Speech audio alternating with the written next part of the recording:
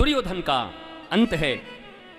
महाभारत के युद्ध में 11 क्षौणी सेना दुर्योधन की तरफ से थी, 7 क्षौणी सेना पांडवों की तरफ से थी, लेकिन 11 क्षौणी सेना नष्ट हो गई।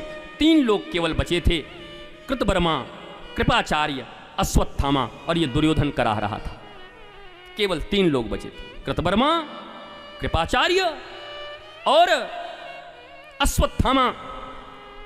अश्वत्थामा आया और आकर पूछा कि हे दुर्योधन, मेरी प्रारंभ से इच्छा रही थी कि एक दिन के लिए मुझे बस सेनापति बना दो। अब दुर्योधन की तरफ इतने बड़े बड़े सेनापति थे कि अश्वत्थामा का कभी नंबर ही नहीं आया था कि सेना नायक बने। एक दिन बना दो। दुर्योधन ने बोला अब सेना ही नहीं है तो नायक बन के क्या करेगा। बोला बनाओ तो मैं 5 पांडवों के सर काट के लाऊंगा। मरता क्या न करता। ये भी ऐसा मूर्ख आदमी कि 11 क्षौणी जब थे, जब भीष्म थे तब सर न कटा इनका, अब ये कैसे काट के लाएगा। विश्वास कर लिया, ठीक है जा ले आ। अपने ही रक्त से तिलक कर दिया अश्वत्थामा के मस्तक पर। बताओ जिस विप्र के मस्तक पर तिलक लगनी चाहिए कुमकुम, रोली और चंदन का, उस पर दुष्ट के रक्त का तिलक लगेगा तो उसकी मति कहां बचेगी। उसकी मति भ्रष्ट हो गई, मति भ्रम हो गया। जाको प्रभु दारुण दुख दीन्हा, ताकि मति पहले हर लीन्हा। मति ही हर ली गई। ये गया रात में सोते हुए पांडव के 5 बालकों का सर काट के ले आया।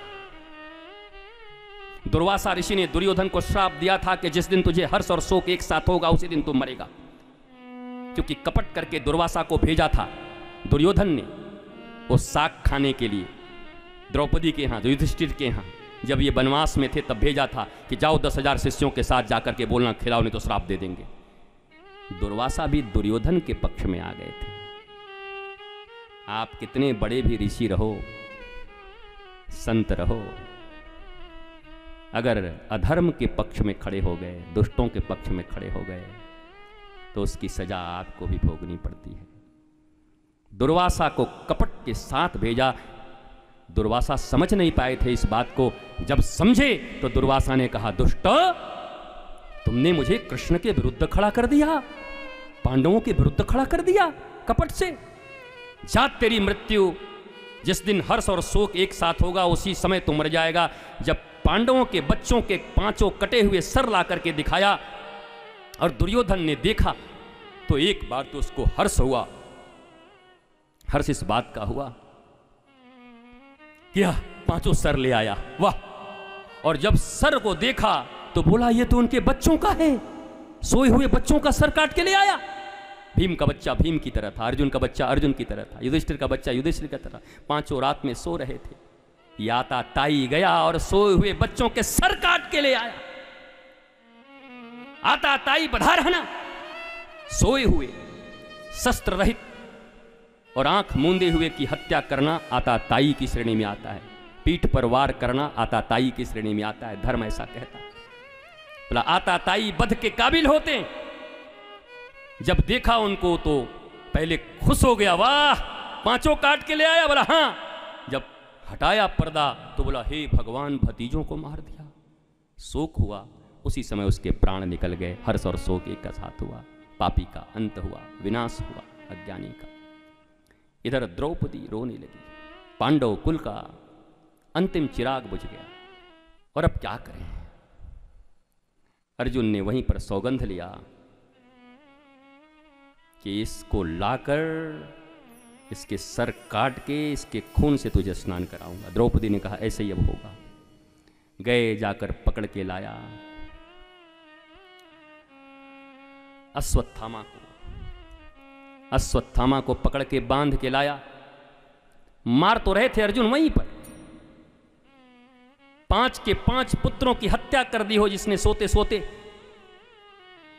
लेकिन जैसे ही क्रोध और फिर बाण को नीचे कर लिया। कृष्ण ने पूछा क्यों रुक गए, मारो क्यों रुक गए। अर्जुन ने कहा भगवान, मुझे इसके मुख के भीतर अपने गुरु का मुख दिखाई पड़ रहा है। मेरे गुरु का बेटा है। अर्जुन को गीता भगवान ने ऐसे ही नहीं सुनाया था। अर्जुन शब्द का अर्थ होता है रिजु, जो परम कारुणिक परम दयालु होता है, जिसका हृदय नवनीत के समान होता है, पिघल जाता है। अर्जुन देखने में कठोर लगते हैं पर अर्जुन से ऋजु कोई नहीं है। भागवत जी में लिखा है राग करता अर्जुनो अभुत, उनसे बढ़िया राग गाने वाला कोई नहीं था, सुंदर राग गाते थे। महाराज आज रोक दिया, कहा मैं जब इसके भीतर देखता हूं तो मेरे गुरु का चेहरा नजर आता है, गुरुपुत्र है। भगवान ने गले लगा लिया, अर्जुन इसीलिए तो मैं तुझे प्रेम करता हूं, तेरे इसी स्वभाव के कारण, तेरे ऋजुता के कारण मैंने तुझे गीता का ज्ञान दिया है। जिस समय 5 पुत्रों की हत्या कर दी जाए, सामने दुश्मन खड़ा हो, आताताई खड़ा हो, उसके बाद भी उस पर दया कर देना, ये अर्जुन तुम ही कर सकते हो। नर और नारायण की जोड़ी है, इसीलिए तेरी मेरी। जब वापस ले गए बांध कर, तो दूर से द्रौपदी ने देखा, बोला मुंचताम मुंचताम ब्राह्मणम एस नितनाम गुरु। अरे छोड़ दो छोड़ दो, गुरुपुत्र को ऐसे कोई पशुओं की तरह बांध के लाता है।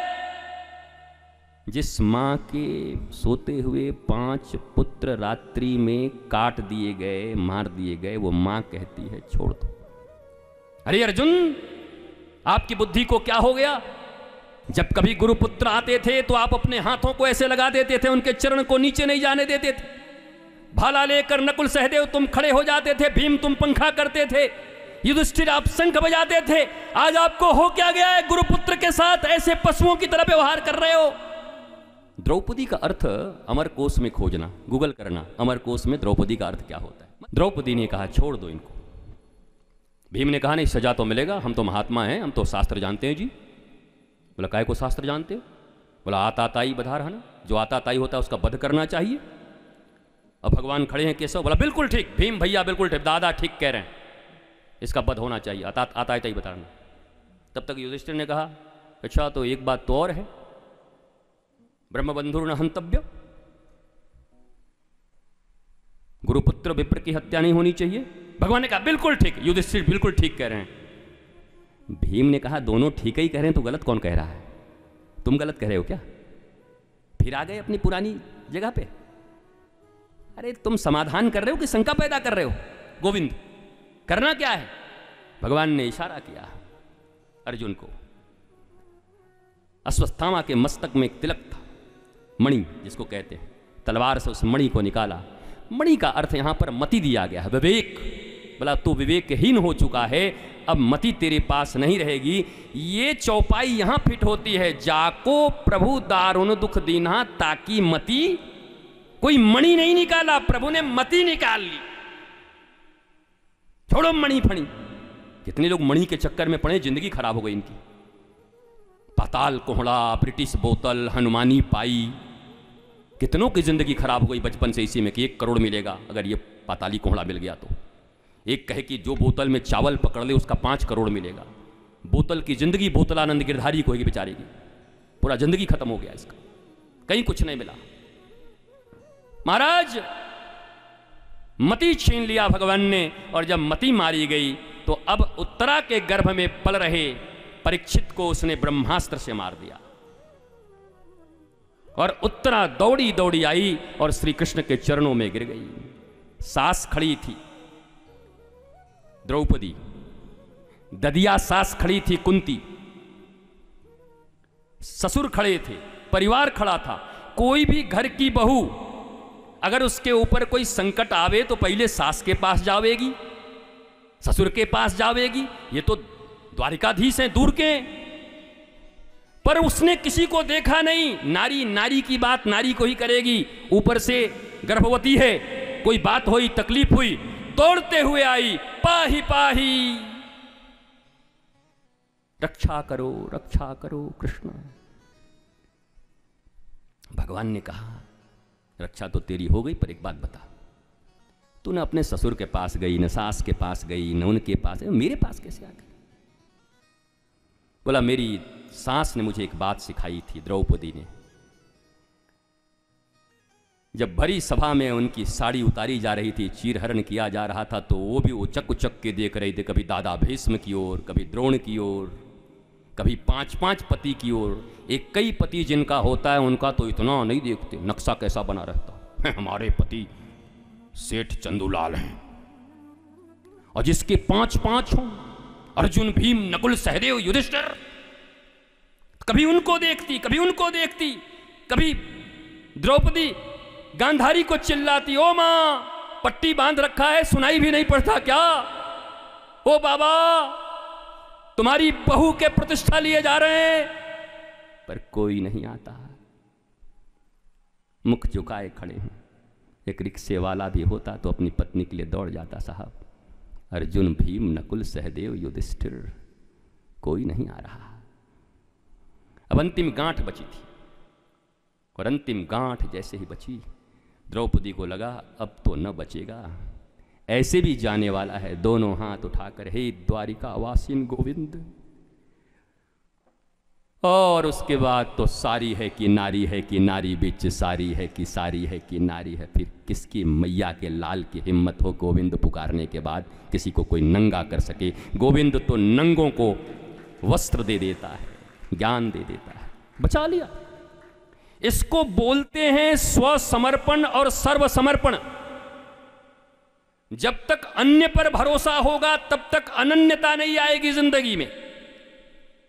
अन्य पर भरोसा है तो अनन्य नहीं हो, और अगर एकमात्र भरोसा अपने गोविंद पर, गोपाल पर, गुरु पर है, इसको बोलते हैं एकनिष्ठ अनन्यता की भावना, तो सारा दुनिया तुम्हारा रक्षा करेगा अलग अलग से आके। और इनको पीछे धकेल के सोचोगे कि बाकी लोग रक्षा करेंगे, तो गुरु गीता में भगवान शिव ने कह दिया है, और कबीर साहब ने भी कह दिया है, हरि रूठे गुरु ठौर है, पर गुरु रूठे नहीं कोई और नहीं कोई ठौर। हरि रूठे तो रूठे, गुरु ठौर है, मना लेगा गोविंद को जाकर, पर गुरु रूठे तो नहीं कोई और नहीं कोई ठौर। रक्षा किया परीक्षित का